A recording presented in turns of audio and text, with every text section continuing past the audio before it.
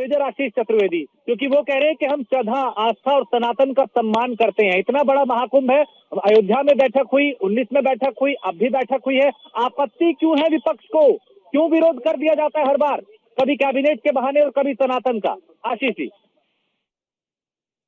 देखिए, राजनीतिक दल राजनीति करते हैं और जो ऐसे धार्मिक आयोजन होते हैं वो इसलिए नहीं होते कि कोई राजनीतिक दल वहां अपनी राजनीतिक रोटियां सेके।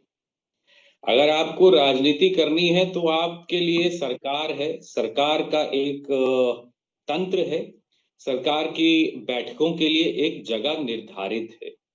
कल को ये थोड़ी होगा कि मैं फलाने मंदिर में जो है इस बार बैठक रख लूं, फिर किसी गुरुद्वारे में रख लूं, फिर किसी मस्जिद में रख लूं। वो राजनीति करने के लिए जगहें हैं ही नहीं। अब लेकिन भारतीय जनता पार्टी की दिक्कत ये है कि यदि वो लखनऊ में बैठक करेगी और सवाल किए जाएंगे कि आपने किया क्या अभी तक, उसका ब्यौरा दीजिए, तो फिर वो धर्म की जो आड़ लेते हैं वो कैसे ले पाएंगे? तो ये समस्या है भारतीय जनता पार्टी के साथ। तो वो क्या करते हैं कि जहां कोई धार्मिक आयोजन हो रहा होता है वहां अपनी बैठक करते हैं। क्यों साहब? अगर आपको कोई फैसला करना है तो क्या कुंभ में अयोध्या में ही करना है? लखनऊ में बैठ के नहीं हो सकता है?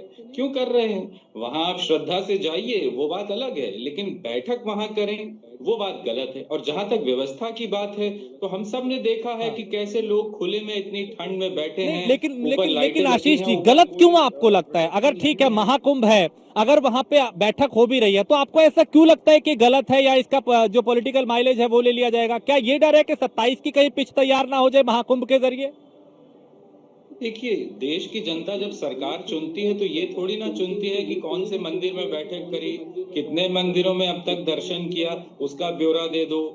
भारतीय जनता पार्टी के आप किसी नेता का मुझे बयान बता दीजिए, चाहे योगी हो या मोदी हो, जिन्होंने अपने 10 काम बताए हो कि हमने ये किया है, इस आधार पे हमको वोट दीजिए। वो इस पे बात ही नहीं करते हैं, वो केवल धर्म की बात करते हैं। धर्म धर्म धर्म, इसीलिए उनकी मजबूरी हो जाती है कि वो अभी जो वहां व्यवस्था की मैं बात कर रहा था कि हजारों लोग खुले में बैठे हैं और कुछ व्यवस्थाएं हमने देखी कि जिनके जो रेंट है, एक दिन का किराया है, वो 15,000 20,000 है। एक दुकान अभी कोल्ड ड्रिंक की, उसका भी वायरल है कि वो 75 लाख रुपए में एक दुकान किसी को कोल्ड ड्रिंक की स्टॉल लगाने के लिए दी गई है। तो ये तो कहीं राजनीतिकरण, और जो बड़े टेंडर जितने हैं वो हमेशा की तरह गुजरातियों के पास हैं।